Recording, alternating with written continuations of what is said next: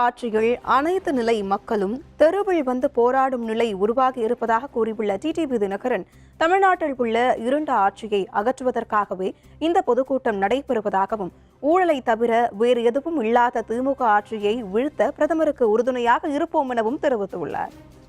இன்றைக்கு தமிழ்நாட்டிலே ஒரு இருண்ட ஆட்சியை, ஒரு மக்கள் விரும்பாத ஆட்சியை, எங்கும் கொலை, எங்கும் ஊழல், எதிலும் ஊழல் என்று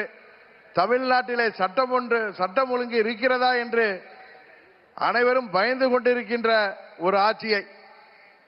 கொலை கொள்ளை, 2 வயது பெண் குழந்தையிலிருந்து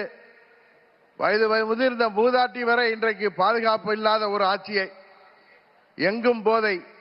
பட்டி தொட்டி எல்லாம் போதை என்று மாணவர்களும் இளைஞர்களும் பாதிக்கப்பட்டிருக்கின்ற ஒரு ஆட்சியில ஊழலை தவிர வேற ஒன்றும் இல்லை என்று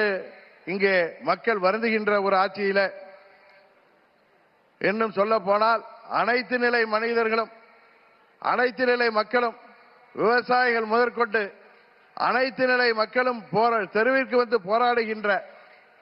தேர்தல் வாக்குறுதிகளை எல்லாம் நிறைவேற்றாத இந்த இருண்ட மக்கள் விரோத திமுக ஆட்சியை வீழ்த்துவதற்காக 1500 ஆண்டுகளுக்கு முன்பு மீண்டும் இங்கே சரித்திரம் திரும்பி இருக்கிறது என்பதை இந்த நேரத்திலே நிறைவு கூற கடமைப்பட்டிருக்கின்றேன்.